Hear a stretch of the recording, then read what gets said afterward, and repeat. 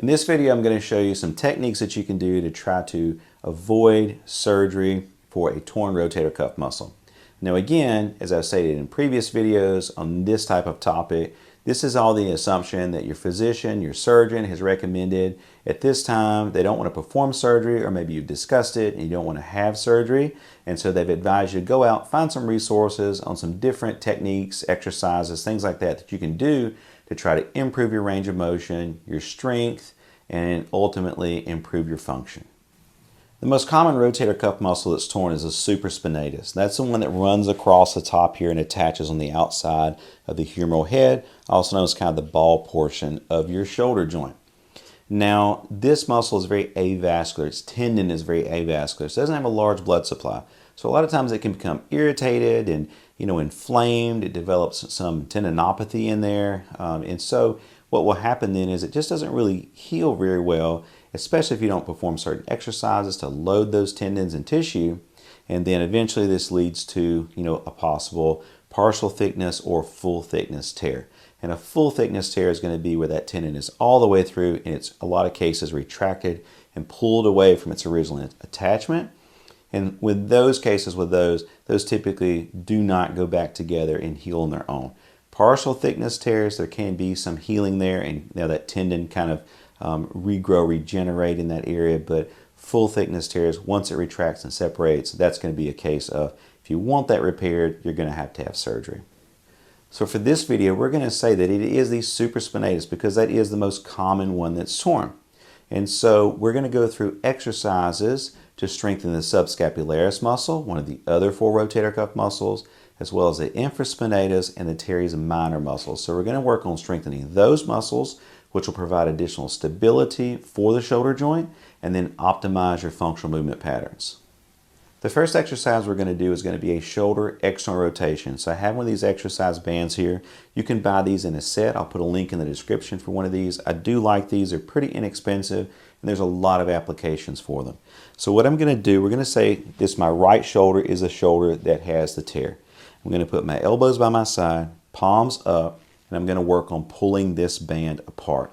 Now, initially you may have so much pain, maybe so irritated, you're not able to actively move your hand out like this. So in that case, all that you're going to do is you're just going to kind of pull it apart as best you can. And there may be no joint movement, there may be no active movement this way, which is our end goal, is to try to improve this. But you're just going to pull out, hold it, maybe hold it for 5-10 seconds and relax. Pull out, hold it, maybe 5-10 seconds again and relax. I'd repeat that for 10 to 12 repetitions for a couple of sets. Again, now we're going to work towards where you have it here and you're able to pull this apart and then come back together. And in that case, I usually don't just sit there and hold that. I would do just a normal cadence of repetitions, 10 to 12 reps, 2 to 3 sets, a couple times a day. Now taking this same band, what I'm going to do is I'm going to put it on the floor. I'm going to step on it with one of my feet here. I'm going to bring my arms out to the side, almost like I'm flapping my wings if I were a bird, right? So I'm going to pull it out, what's called shoulder abduction.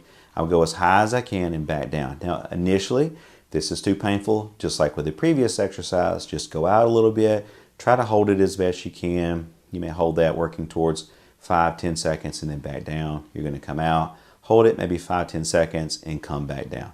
That's a great exercise to do. Again, eventually working up to bringing this all the way out to about shoulder level and back down. The next exercise we're going to do is going to be a shoulder internal rotation to work that subscapularis muscle, okay? So I have this band, it's attached over here. You can attach these to the door handle or in the door frame. Elbow by my side, and I'm working on pulling my hand in towards my abdomen. Now there is some slack on this just because I don't have this fastened to a door. It's just kind of hooked to some dumbbells, so I don't want to pull the dumbbells off the table. So elbow in, working on bringing your hand in towards your abdomen, okay? And that's working these subscapularis. 2 to 3 sets, 10 to 12 repetitions, a couple times a day. But just like the other exercises, if you can't actively pull that in, that's too painful, just work on pulling in a little bit, that static hold, and relax. Pull in a little bit, that static hold, and relax. And we're going to hold those static holds working towards about 10 seconds as you can tolerate. Now we're going to work on what's called shoulder scaption. So you're going to take dumbbells. You can use that band, stand on it on the floor and pull it out. That's fine. But just to kind of vary the exercise, I'm going to use dumbbells for this. And so what I'm doing is I've got my palms facing each other. And if you'll notice, I'm not going straight in the front and I'm not going straight out to the side. I'm almost going in the shape of like a V. So I'm going to go up like that as far as I can up to shoulder level and then right back down. I'm going to go up to shoulder level, right back down. Nice, slow, and controlled.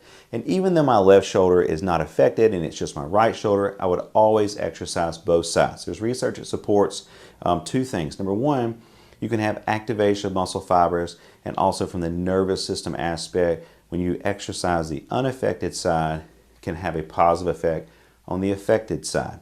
The other thing is I want, for my brain purposes and motor control, I want my brain to receive the information of what that proper movement should look like, whatever direction that I'm going into. A side note, if you don't have a band and you're just using dumbbells, you can take the dumbbells, elbow by your side, work on bringing your hands in and out in this fashion. Now there's not much resistance here. I'm almost more just really holding the dumbbells. If I want to add resistance to this, I would lie on my side. So for instance, for my right shoulder, I would be lying on my left side and I would rotate out like that. And that would be against gravity for an external rotation. And that would simulate the same thing that I did pulling those bands apart this way. Now as far as going internal rotation, I'm going to lie on my right side if you can. It's very difficult because the shoulder is going to hurt in most cases, but I would be on my right side and I would try to pull the dumbbell in towards my chest in this movement.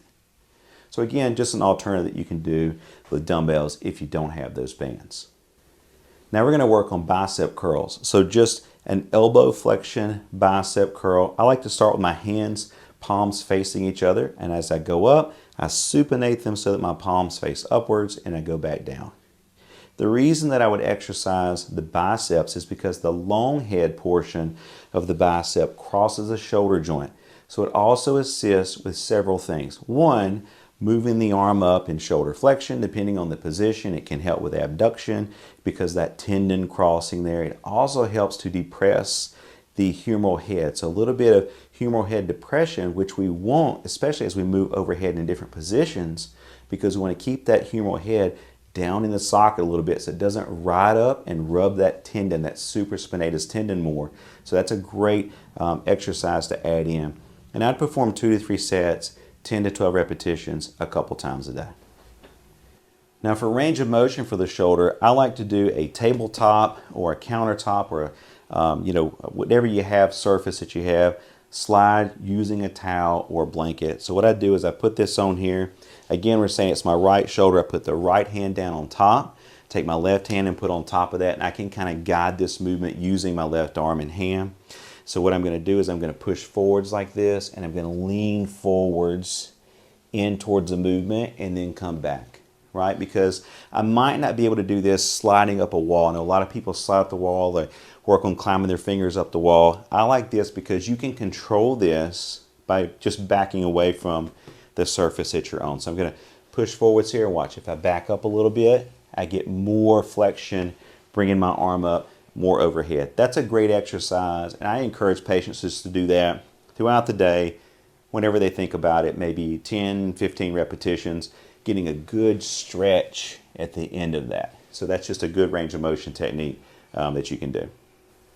Thanks so much for watching. I hope this video helps. If you're having a rotator cuff issue, most especially a tear, and your doctor and you've discussed it, and surgery currently is not an option, or you're preparing for surgery, this is just a great collection of exercises and movements that you can do to try to improve your range of motion, your strength, and your pain. Thanks for watching.